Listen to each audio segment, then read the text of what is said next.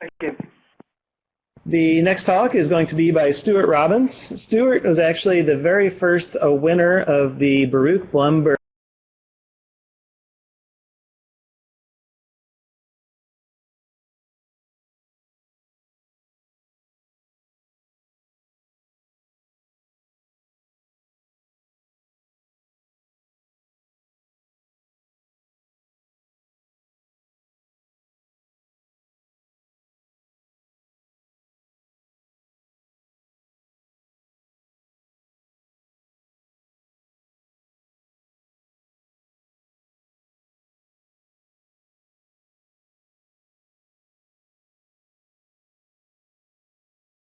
citizen science postdoc that was awarded through NLSI, and he is currently at LASP at Colorado Boulder, and he's going to be talking about the variability of crater identification among expert crater analysis. So, Stuart, whenever you are ready, we are ready for you. So it's expert and community crater analysts, actually, because the purpose of this project was to really see how different experts varied in how they identified craters, and not just how the experts varied, but also how we varied in comparison with people who aren't trained at all. So, for example, there are a lot of projects online now that seek to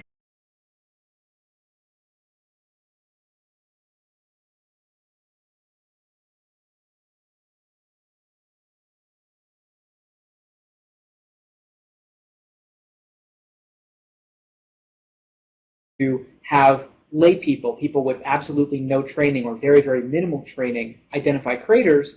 And we wanted to see if, well, to put it bluntly, if these projects were worthwhile, if they could actually produce results that were comparable to experts in the field. So to do this, we had 8 experts. These were the first 8 authors and co-authors on the title. And we had all of us identify craters in one LROC NAC image and one LROC WAC image.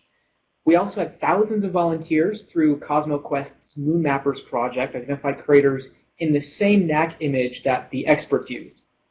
We had this NAC image divided into 450 by 450 pixel sub-images, and about 14 volunteers viewed each sub-image, identifying craters in them.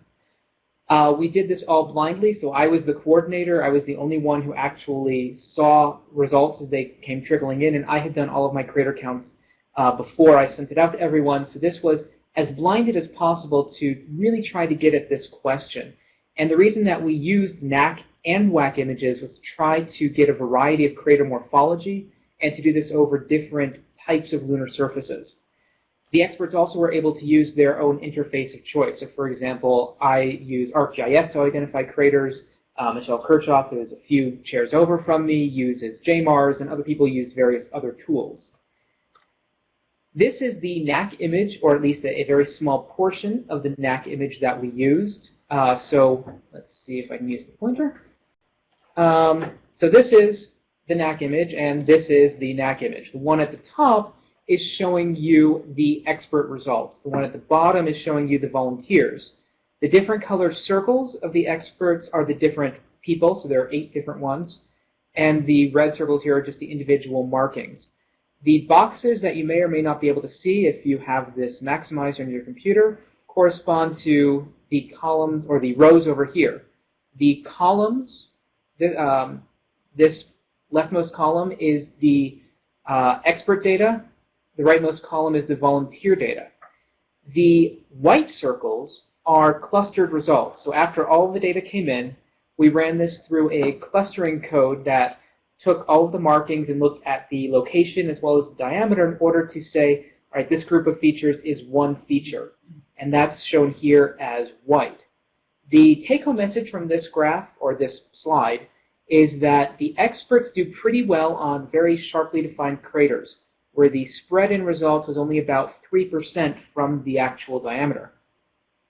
The experts did worse as the craters were more degraded, and fewer experts actually found the crater as well.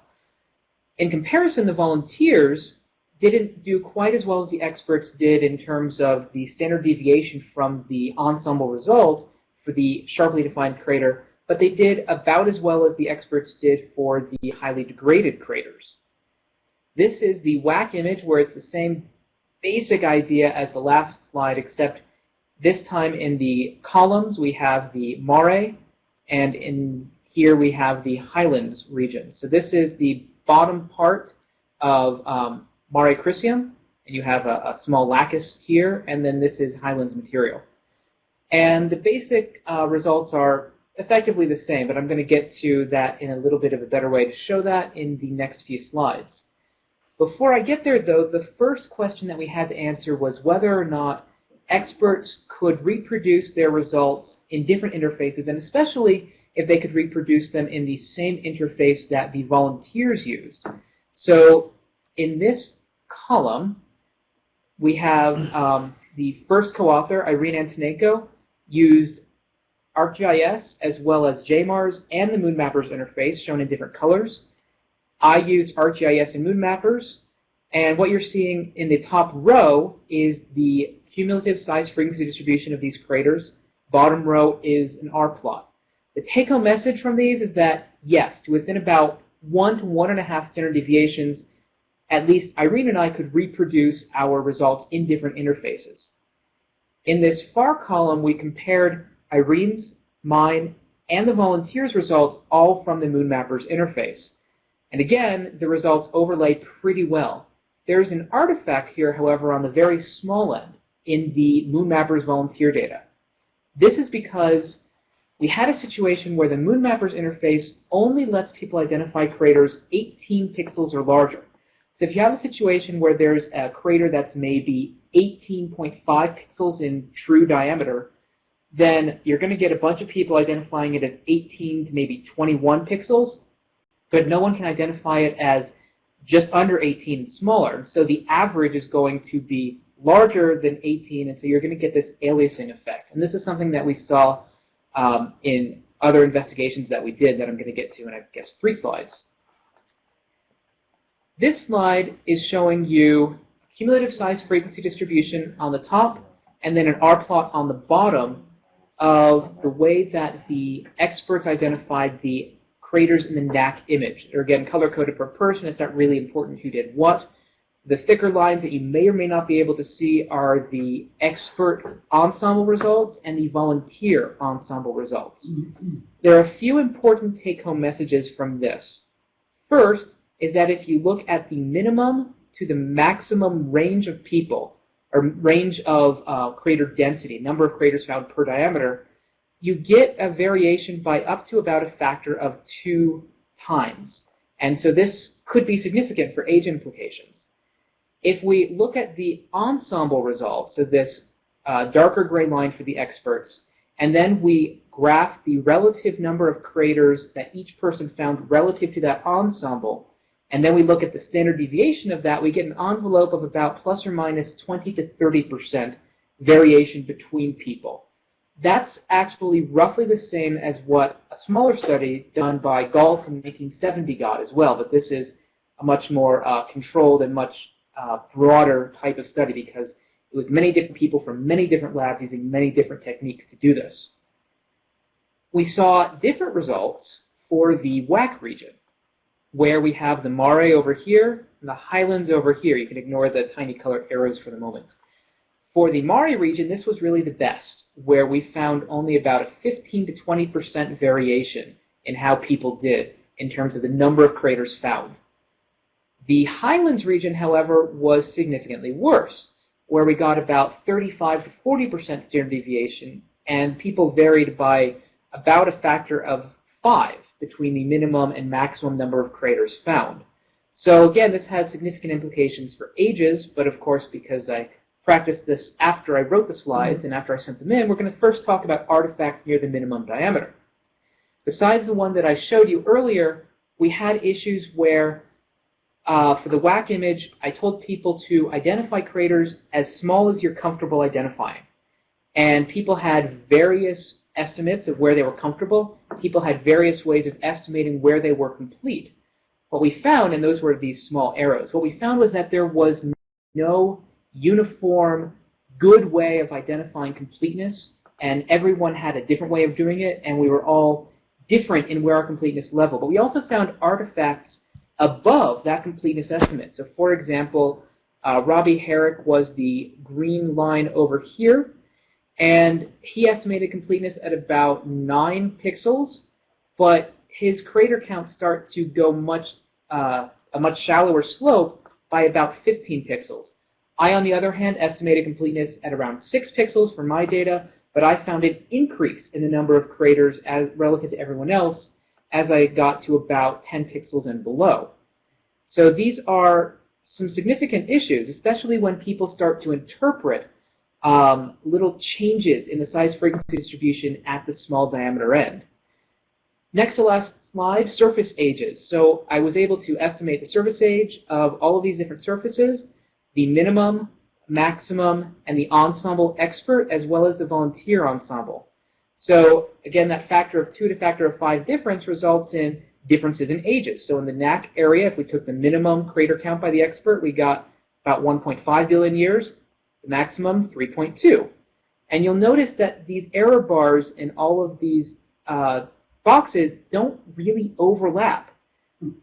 Here we have the expert ensemble result, however, compared with the volunteer ensemble, and we have almost identical values.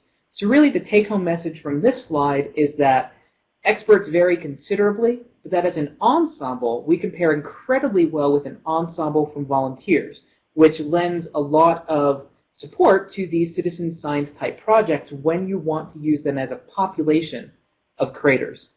And I'm running short on time, so I'm just going to leave the conclusions up, I think, while we go through any questions. And I will point out, though, that this paper has been submitted to Icarus. If it's accepted, it will include the list of craters as well as the images that we used, so that other people can use them for training for automated algorithms or to train someone in their lab. And for each new person that does this, then we increase the power of this study, assuming that we compile the results in the end. So, thanks. And I realize that was many Baki units fast. So.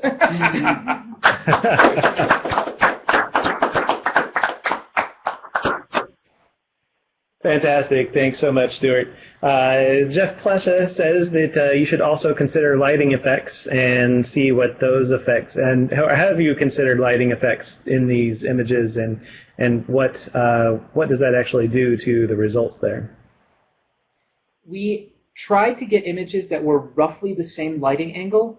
The problem with this is that there are 8 full-time researchers who were working on this, and it was incredibly difficult just to get them to do 2 images. To study lighting effects, we probably need to do at least 3 different images at 3 different lighting angles. And that, I agree that should be a future project, but it was not included in this. So we tried to do images at roughly 70 degrees incidence angle. Okay.